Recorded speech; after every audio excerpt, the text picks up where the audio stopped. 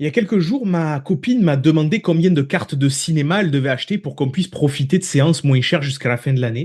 Et sans réfléchir, je lui ai répondu zéro. Mais vraiment zéro, quoi, hein. Sur le moment, ça m'a paru logique. Et puis je me suis entendu le dire et je me suis demandé comment j'en étais arrivé là. Parce que le cinéma, j'adore ça. J'aime aller en salle, j'aime bloquer une soirée, même pour un film, et même en ressortir avec quelque chose que j'ai pas du tout aimé ou quelque chose à raconter. Peu importe, j'aime ce genre de moment. Ce qui est d'autant plus étrange, c'est que dans ma précédente vidéo, sortie hier, hein, je vous parlais de mes attentes en jeux vidéo pour l'année 2026. Et là, eh ben, j'avais réussi à faire une vraie liste. Il y avait des projets très attendus, des curiosités, des titres que je surveille avec quelques réserves, mais j'avais des noms.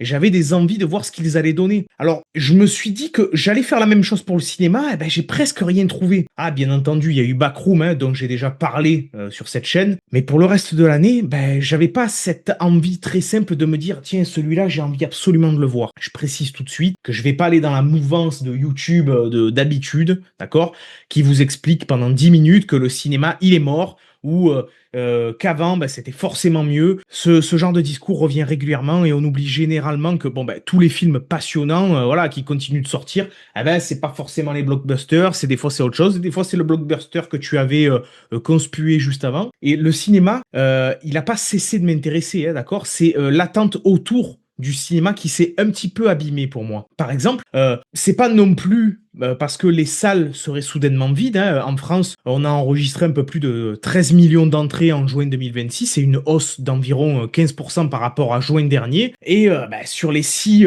premiers mois de l'année, on dépasse les 90 millions d'entrées, soit presque 20% de plus que l'année 2025. Donc ces chiffres prouvent pas que toute l'industrie va parfaitement bien. La situation est plus compliquée que ça, mais ils montrent que au moins, ben, le public, il n'a pas abandonné les salles et que il revient, voilà, lorsqu'il trouve des films qui lui donnent envie de se déplacer. Et mon problème, il est beaucoup plus personnel. Donc là, les chiffres que je vous ai cités là, je vais pas vous en citer 46 000 autres, d'accord? C'est les seuls que je vais vous citer là dans la vidéo. Euh, Moi, j'aime toujours regarder autant de films, mais je ne parcours juste plus le calendrier avec la même excitation. Et quand je vois passer la liste des grosses sorties de 2026, ben, je reconnais beaucoup de noms sans ressentir grand-chose.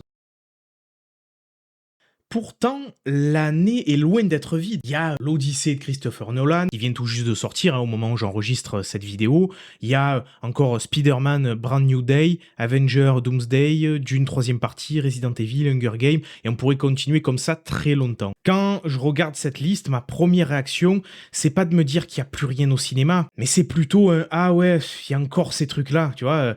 Pris séparément, chacun de ces films peut avoir une raison d'exister, hein. Je ne vais pas décider que Dune 3 sera mauvais simplement parce qu'il s'agit d'une suite, ni faire semblant de rien ressentir devant Spider-Man alors que j'ai grandi avec ce personnage. C'est l'accumulation en fait qui me fatigue. Marvel revient, Spider-Man revient, Dune revient, Resident Evil revient, Toy Story est revenu, Star Wars aussi, Hunger Games, Le Diable s'habille en Prada aussi, inattendu. Et à force, j'ai moins l'impression de découvrir les films qui vont marquer l'année que de consulter le planning de retour de plusieurs grandes marques. Certaines me plaisent encore, d'autres beaucoup moins, d'ailleurs beaucoup, hein, beaucoup moins, mais leur présence paraît presque automatique. Et quand un projet inconnu est annoncé, ben, je me demande ce qu'il va raconter ou à quoi il va ressembler. Alors que devant le retour d'une licence, ben, je vérifie qui revient, si le film respectera les précédents et quelle suite il pourrait préparer. En gros, je suis déjà en train de faire des comptes avant même d'avoir vu une image. Par exemple, hein, le nouveau Vaiana en prise de vue réelle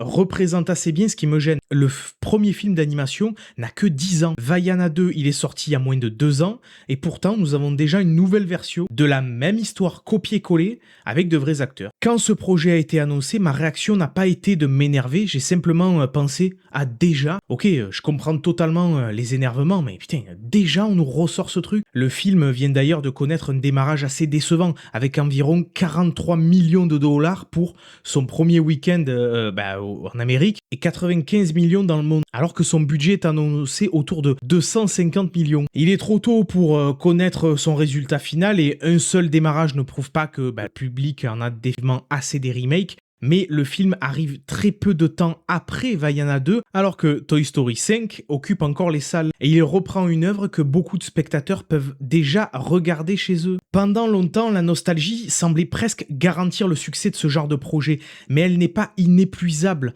À force de retrouver les mêmes personnages, les mêmes chansons et presque les mêmes images, le plaisir finit forcément par diminuer. Je comprends très bien pourquoi ce film a été produit. La marque est connue et Disney possède déjà tout ce qu'il faut pour le vendre, mais artistiquement, désolé, je cherche encore ce qui rendrait cette nouvelle version nécessaire aujourd'hui, voire même légitime. Évidemment, toutes les grosses productions ne se ressemblent pas. Dune troisième partie n'a pas grand chose à voir avec le remake de Disney. Denis Villeneuve poursuit un projet cohérent, ambitieux et très personnel, et je suis content qu'un réalisateur puisse encore disposer de tels moyens. Pourtant, devant ce troisième film, je vais forcément me demander s'il continue bien ce que j'ai aimé auparavant et s'il tient toutes les promesses accumulées depuis le premier épisode. Puis bon, on est d'accord que pour celles et ceux qui ont déjà lu le livre, on est d'accord qu'il y a quand même quelques longueurs dans le film. Ça prend largement trop son temps. Et cette entente peut être agréable bien sûr, mais elle peut aussi transformer la séance en contrôle qualité. Au lieu de me laisser prendre par le film, je commence à cocher mentalement des cases. Le cas Christopher Nolan me paraît encore plus révélateur. Sur le papier, l'Odyssée a tout d'un projet qui devrait m'enthousiasmer,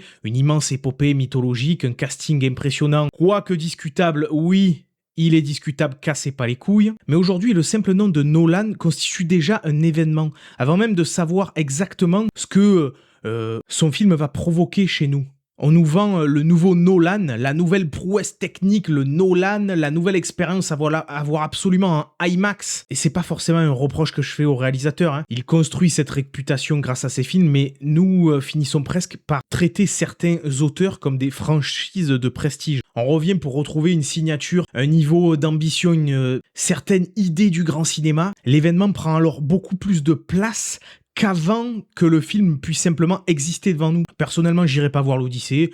Bien sûr que j'aime bien ce mythe, ce roman, mais j'avoue que Nolan a déjà fortement me décevoir par le passé, et donc j'éprouve une lassitude à ces gros auteurs qui veulent envoyer de la grosse image. Et moi, je m'attends un petit peu plus au fond qu'à la forme, je vous avoue. Et à l'inverse, les Backrooms a réveillé quelque chose en moi. L'univers, il vient d'un univers né sur Internet. Il a été réalisé par Kane Parson, qui a commencé à développer sa vision sur YouTube. A24 lui a permis d'en faire un long métrage avec un budget d'environ 10 millions de dollars. Ce qui m'intéresse surtout, c'est le chemin parcouru par le projet. Une obsession née sur Internet, des espaces liminaux et un jeune créateur ont réussi à devenir un véritable événement de cinéma. Bon, je vous laisserai aller voir la vidéo si vous ne l'avez pas déjà vue, mais je vais pas refaire mon amour pour ce film-là ici. Mais en tout cas, il représente à lui seul ce qui me fait que je prends autant de plaisir à aller voir beaucoup le cinéma d'horreur en ce moment.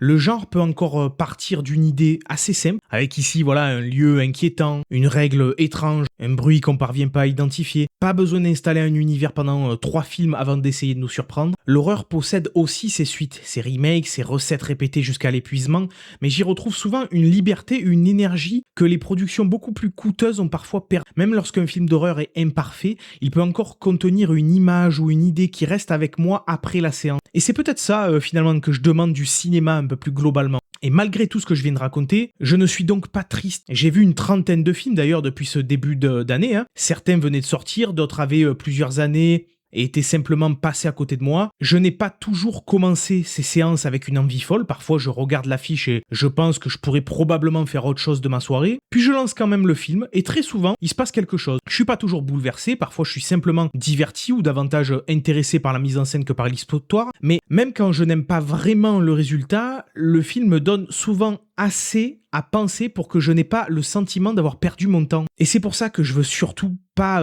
confondre ma fatigue devant les grosses licences avec une fatigue du cinéma tout entier. Le vrai danger d'ailleurs, ce serait de regarder les 10 affiches les plus visibles, de constater qu'aucune ne nous intéresse et d'en conclure qu'il n'existe plus rien. On est d'accord qu'il y en a beaucoup autour de vous qui font un petit peu ça. Il y en a beaucoup autour de vous qui s'arrêtent devant le cinéma, regardent les affiches et se disent « Oh, c'est bon, il n'y a rien qui m'intéressait, de toute façon, le cinéma aujourd'hui est mort. » Mais c'est pas que ça le cinéma. Alors que voilà, à côté, t'as des films étrangers, des premiers longs métrages, des films de genre, des découverte qu'on fera peut-être avec 3 ans de retard. J'ai même envie de vous dire qu'attendre un peu moins peut même vous aider. Lorsque on suit un film pendant 2 ans, qu'on regarde chaque bande-annonce et qu'on analyse chaque déclaration, on finit par fabriquer une version idéale dans notre tête. Et au moment de la séance, on compare ce qu'on voit au film avec ce qu'on avait imaginé. Et forcément, ce film imaginaire, il gagne souvent. Mais bon, je vais quand même nuancer une dernière fois. Ne plus organiser mon année autour d'un calendrier ne veut pas dire que je dois m'interdire d'attendre quoi que ce soit. Notamment, j'ai tellement adoré Obsession, par exemple,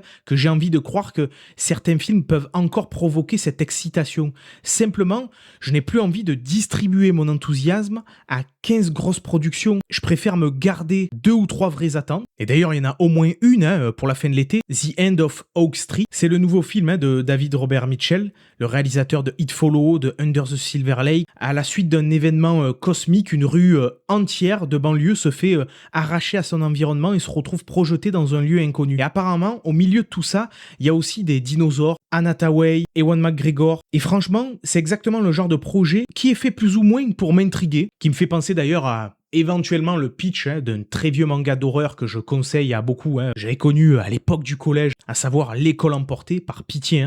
Pour celles et ceux qui connaissent pas, qui en ont jamais entendu parler, ça pour le coup c'est vraiment un grand classique de l'horreur. Et alors pour le coup, ce film-là, j'ai envie de l'attendre. Et finalement, le problème n'est peut-être pas d'avoir des attentes, mais d'en avoir trop et de toujours les placer sur les mêmes films parce qu'on nous répète pendant 2 ans qu'ils seront incontournables. Je suis donc peut-être un cinéphile sans grandes attentes, mais certainement pas sans curiosité. Et je crois même que c'est ça finalement qu'il faut retenir de toute cette histoire. Être peut-être avec moins d'attentes, mais avec un peu plus de curiosité. C'est ce qui permet de ne pas faire mourir tout un pan de la culture. Et de temps en temps, heureusement, cette curiosité finit encore par devenir de l'impatience. Alors, The End of Oak Street, je l'attends, et s'il me déçoit, tant pis. Au moins, pendant quelques semaines, ça m'a donné envie d'y croire. Et est-ce que finalement, c'est pas ça aussi qui nous fait un minimum apprécier la pop culture? Et vous, est-ce que vous avez encore des attentes avant la fin de l'année? Pas forcément le plus gros, ou pas forcément celui que tout le monde attend, ou le truc le plus caché, voilà.